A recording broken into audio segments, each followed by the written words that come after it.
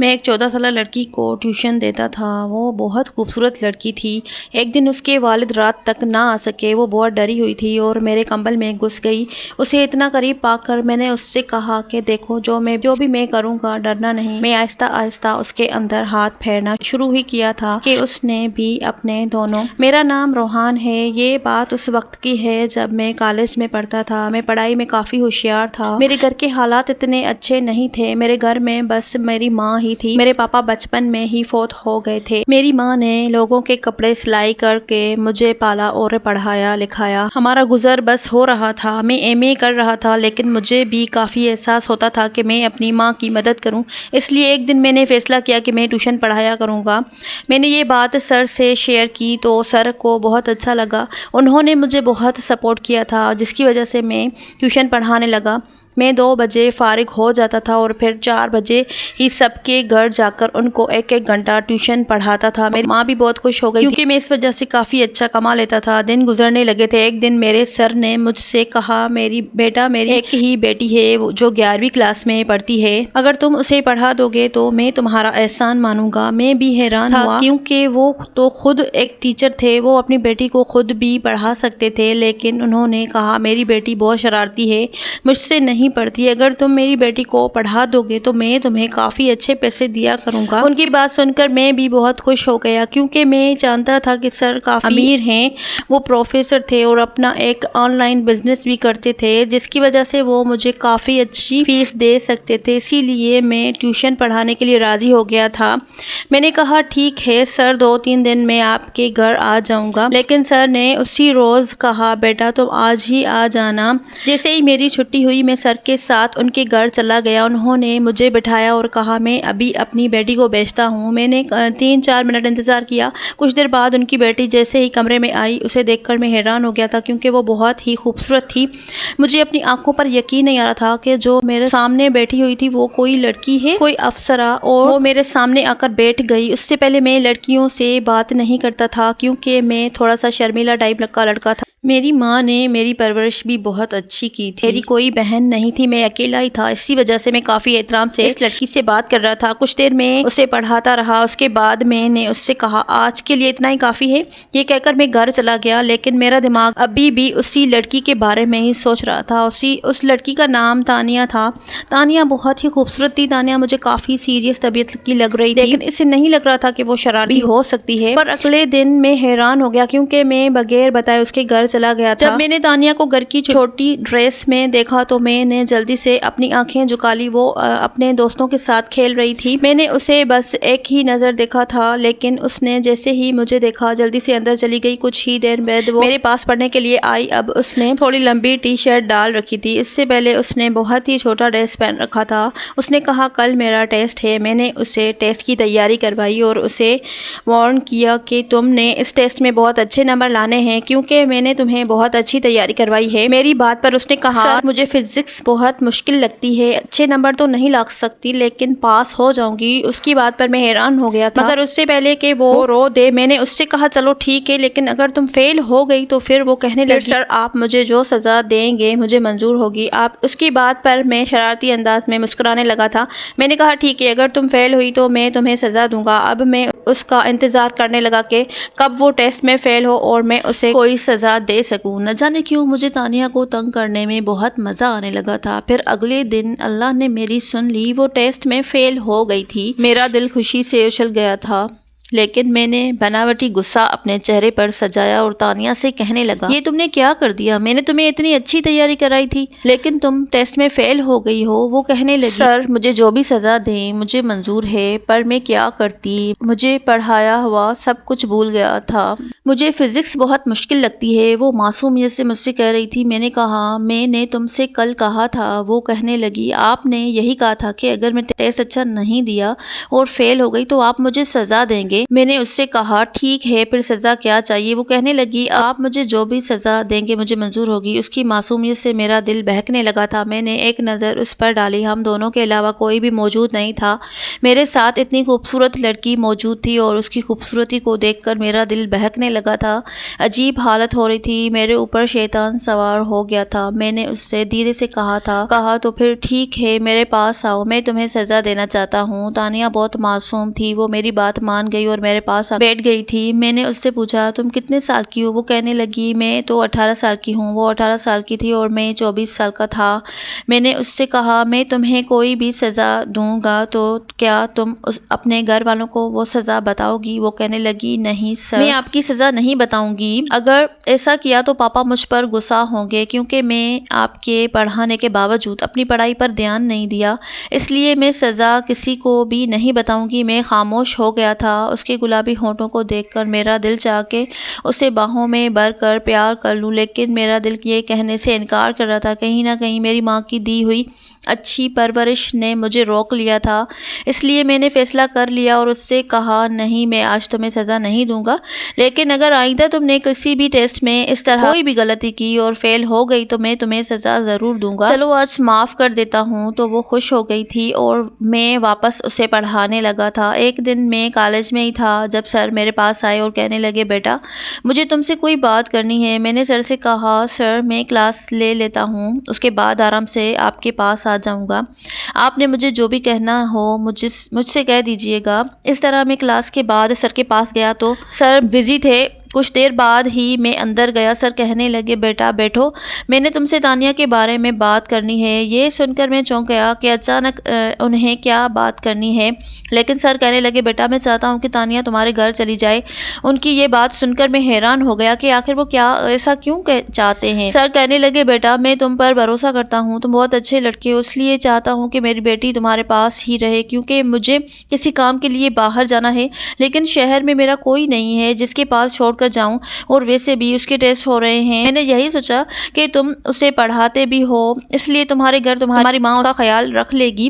میں نے سر کی بات سنی تو میں حیرت میں ڈوب گیا کہ میں کیا فیصلہ کروں، لیکن میں نے سر کو کہا سر کوئی بات نہیں، میں آپ کی بیٹی کو اپنے گھر پر ہی پڑھا دوں گا، لیکن اندر سے میرا دل کہیں زیادہ پریشان ہو رہا تھا کیونکہ میں نے بہت مشکل فیصلہ لیا تھا کہ ایسا کیسے ہو سکتا ہے کہ میں تانیہ کو اپنے ہی گھر میں دیکھ کر کیسے سنبھال سکتا ہوں۔ اتنی خوبصورت لڑکی میرے پاس میرے ساتھ رہنے والی تھی، لیکن پھر میں نے ماں کا سوچا کہ وہ تو گھر پر موجود ہوگی، میں اسے اپنی ماں کے پاس سلا دیا کروں گا۔ یہی سوچ کر میں نے سر کو ہاں کر دی تھی۔ پھر سر مجھے اپنے ساتھ اپنے گھر لے گئے۔ سر نے شاید تانیہ کو فون کر کے تیار رہنے کے لیے کہہ دیا تھا، اس کے ساتھ ایک چھوٹا سا بیگ بھی تھا۔ تانیہ کافی اداس تھی۔ سر اسے سمجھانے لگے بیٹا دیکھو اپنے ٹیچر کو تنگ نہیں کرنا ہے، اب یہ آپ کو پڑھائیں گے اور ان کی ماں تمہارا خیال رکھے گی، میں ان پر بھروسہ کر رہا ہوں۔ تم شرارتی ہو، مجھے ڈر ہے کہ کہیں تم روحان کو تنگ نہ کرو اور وہ تمہیں ڈانٹ نہ دے، تم اسے تنگ مت کرنا اور وہ جیسا پڑھائے ویسے ہی پڑھنا،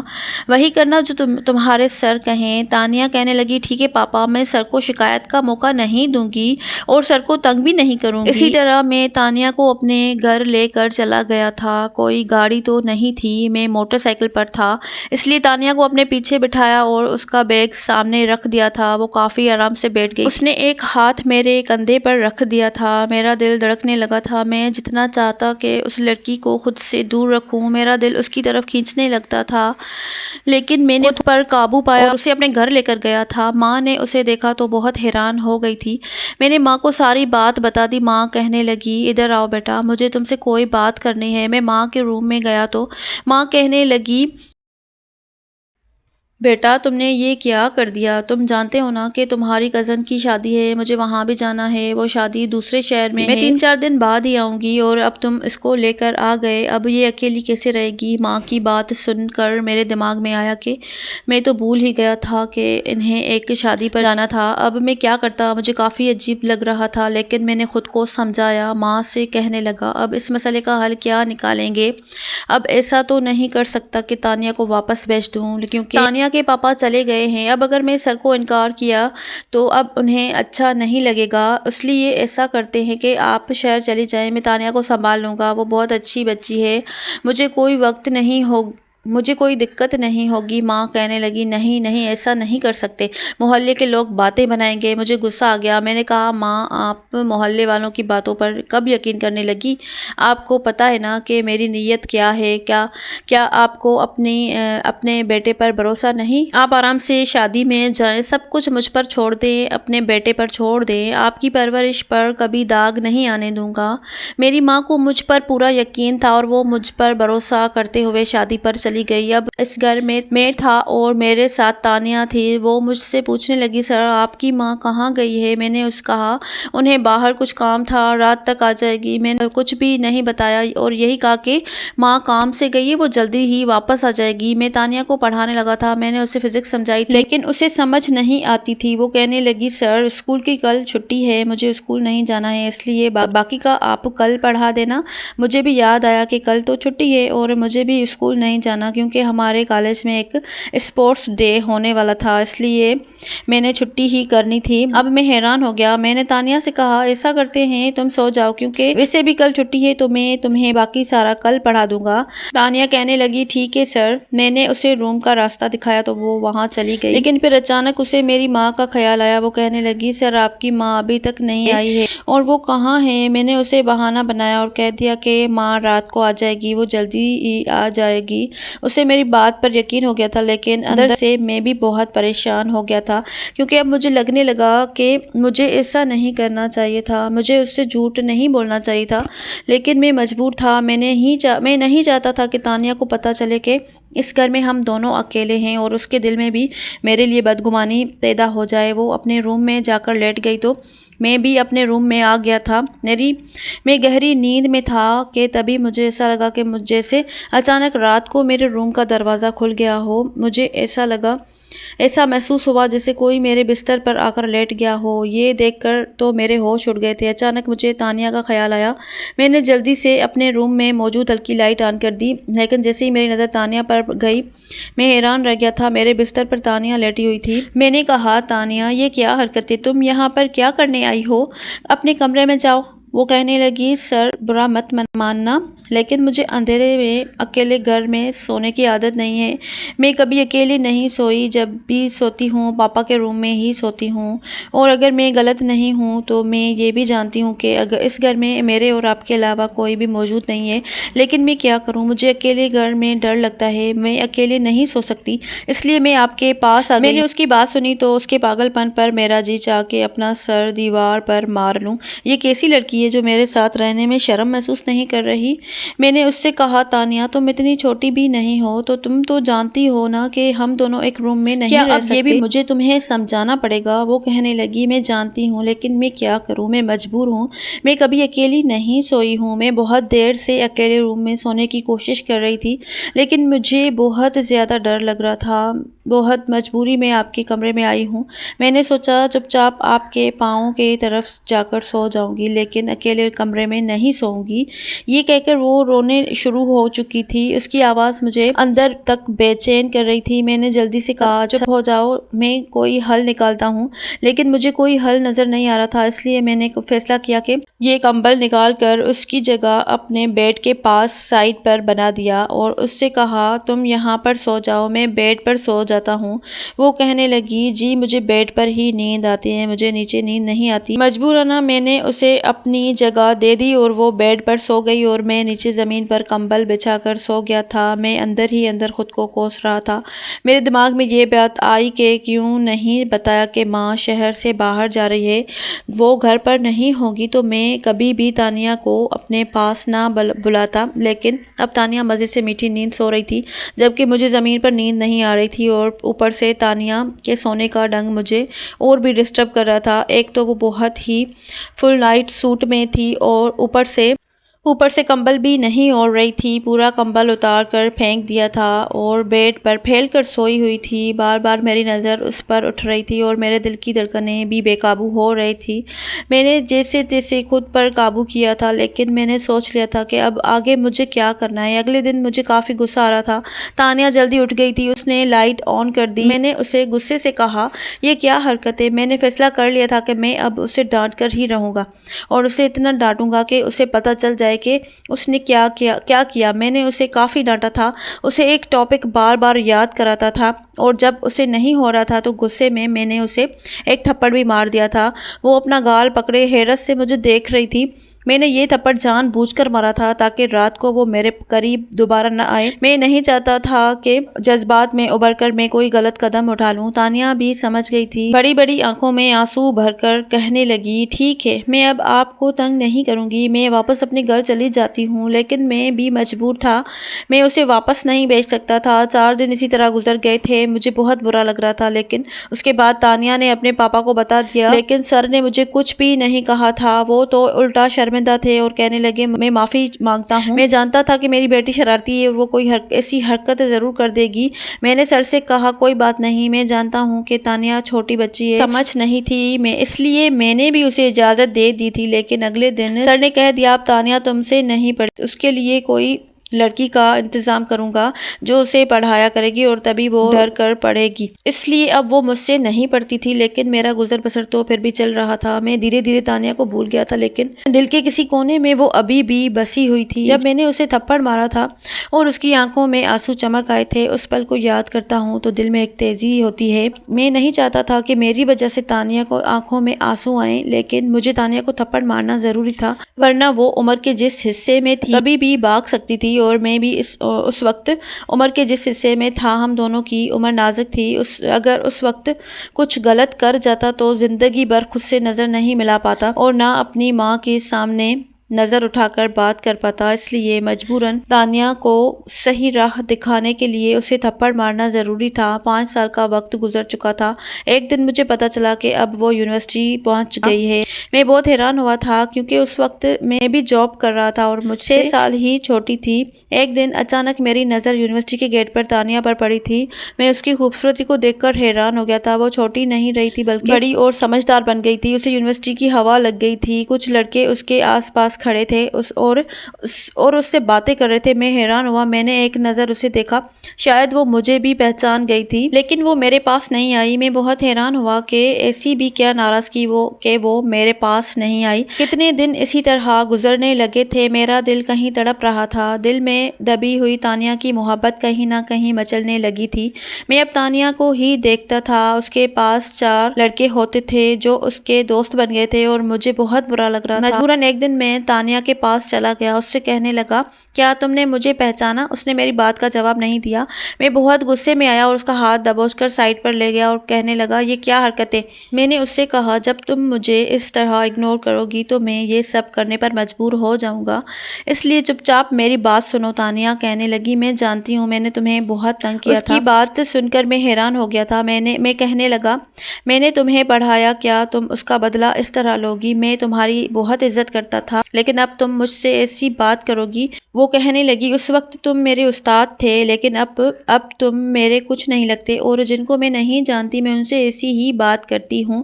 میں بہت پریشان ہو گیا تھا کہ اس سے کیسے معافی مانگوں۔ پھر ایک روز میں نے اس سے معافی مانگ لی تھی۔ میں نے اس سے کہا، اس وقت میرا تم پر غصہ کرنا بہت زیادہ ضروری تھا، اگر میں تم پر غصہ نہیں کرتا تو بہت کچھ غلط ہو جاتا۔ تم اور میں عمر کے اس نازک حصے میں تھے، وہ عمر بہت نازک ہوتی ہے، ذرا سی غلطی ہم دونوں کو برباد کر کے رکھ دیتی، اس لیے مجبوراً مجھے تم پر غصہ کرنا پڑا تھا اور تم پر ہاتھ اٹھانا پڑا تھا، کیونکہ یہ کوئی چھوٹی بات نہیں تھی کیونکہ ایک جوان لڑکا اور لڑکی اس طرح اکیلے سوئیں۔ میں نے کہا، میں نے تم پر اس لیے غصہ کیا تھا کہ تم غصہ ہو کر مجھ سے الگ سونا شروع کر دو۔ میں ایک لڑکا تھا، کب تک اپنے آپ پر کنٹرول کرتا؟ میں نہیں چاہتا تھا کہ میں تمہارے ساتھ کچھ غلط کروں، اور سچ تو یہ ہے کہ میں دھیرے دھیرے تمہیں چاہنے لگا تھا، مجھے تم سے محبت ہو گئی تھی۔ وہ میری بات سن کر خاموش رہی تھی، کچھ بھی نہیں بولی تھی، لیکن اس کی آنکھوں کی چمک نے مجھے بتا دیا تھا کہ میری بات سن کر خوش ہوئی تھی، شاید وہ بھی مجھ سے محبت کرتی تھی۔ وہ چلی گئی تھی، لیکن میں بھی کھڑا نہیں رہا اور واپس چل دیا، کیونکہ اب میں جانتا تھا کہ شاید اسے غلطی کا احساس ہو جائے گا اور وہ مجھ سے معافی مانگے گی۔ پر دن اسی طرح گزرنے لگے تھے، تانیہ آئی ہی نہیں تھی۔ کچھ دن اسی طرح گزر گئے۔ ایک روز کسی نے مجھے آواز لگائی، جیسے ہی میں نے پیچھے دیکھا تو تانیہ تھی۔ وہ میرے پاس آئی اور کہنے لگی، مجھے معاف کر دو، مجھے یہ سب کچھ نہیں کرنا چاہیے تھا، لیکن میں کیا کرتی؟ مجھے آج تک کسی نے ایسی بات نہیں کی تھی جس طرح تم بات کرتے تھے۔ تم نے مجھے پڑھایا اور اس کا بہت بہت شکریہ، لیکن میں بہت نازک تھی۔